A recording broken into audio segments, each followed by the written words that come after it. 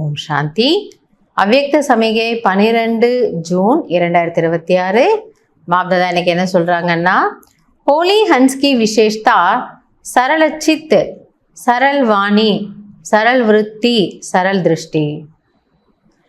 தூய அன்னப்பறவைகளின் விசேஷத்தன்மை. ஹோலி ஹன்ஸ், அந்த பறவை அவ்வளோ பியூரா இருக்கு. பியூர் ஸ்வான், ஹோலி ஸ்வான் அப்படிங்கிறாங்க இல்லையா. பாபா சொல்றாரு, ஏ டு இசட் எல்லாமே அப்படி ஈஸி நேச்சராக இருக்குமா. ஆக அவர்களுடைய சிந்தனை, அவர்களுடைய பேச்சு, அவர்களுடைய உள் உணர்வு, திருஷ்டி எல்லாமே ரொம்ப ஈஸியாக, ரொம்ப சிம்பிளாக, சரளமானதாக இருக்கும்.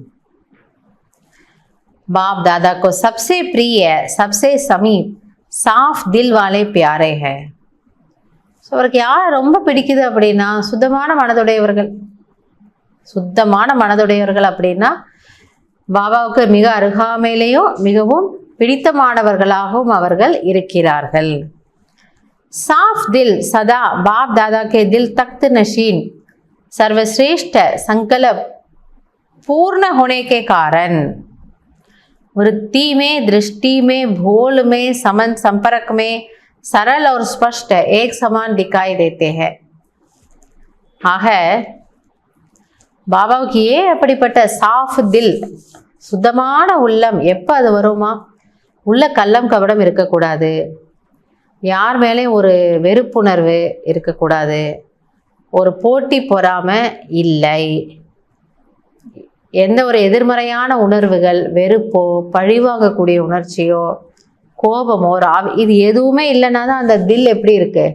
சாஃப். அப்போ நேச்சுரலாக அந்த மாதிரியான ஆத்மா பாபாவுக்கு சமீபத்தில் தானே இருப்பாங்க. அதுதான் பாபா சொல்கிறாரு, அப்படிப்பட்ட குழந்தைகள் என்னுடைய மனதிலே இருக்கிறாங்க, நான் அவங்களை கொண்டு போய் என்னுடைய இதயத்தில் உட்கார வச்சுக்கிறேன். ஆக அவங்க அவங்களோட விருத்தி எப்படி இருக்கும்? க்ளீனாக இருக்கான், உள் உணர்வு பியூராக இருக்குது. திருஷ்டி எப்படி இருக்குது? நல்ல திருஷ்டி. நல்ல திருஷ்டினா இந்த கண்ணு நல்ல பவர் இல்லாமல் இருக்குது அப்படி இல்லை. யாருடைய குற்றம் குறைகளை பார்க்கறதில்ல. இதுவும் ஒரு ஆத்மா, இதுவும் ஒரு நல்ல ஆத்மா, இதுவும் ஒரு நல்ல ஆத்மா, இதுவும் ஒரு நல்ல ஆத்மா, இப்படி திருஷ்டியில் பியூரான திருஷ்டி இருக்குது.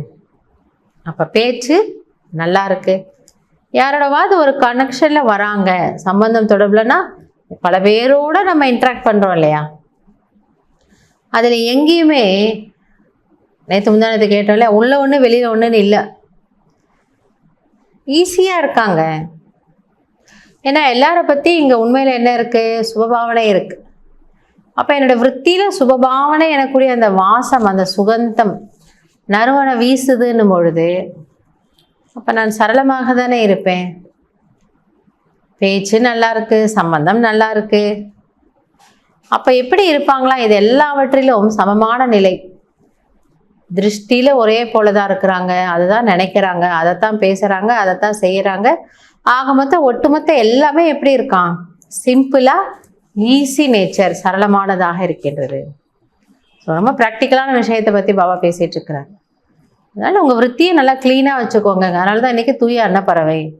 விற்த்தியில் நீங்கள் சுத்தமாக இருந்தீங்க, எதை பற்றி யாரை பற்றி ஒரு நெகட்டிவ் இல்லை, எதிர்மறையானது இல்லைன்னா இந்த சோல் அவ்வளோ பியூர், ஜொலிக்குது வைரம் போல். அதனால் பாபாவுக்கு இந்த சோலை ரொம்ப பிடிக்குது. நமக்கு கூட லட்சியம் அது தானே. நம்ம யாருக்கு நம்ம பிடிக்குதோ இல்லையோ, ஆனால் பாபாவுக்கு நம்ம மீது ஒரு அன்பு, ஆசை, அவருக்கு பிடிக்கிற போல் நாம் இருக்கக்கூடிய குழந்தையாக ஆகணும். நல்லது. ஓம் சாந்தி.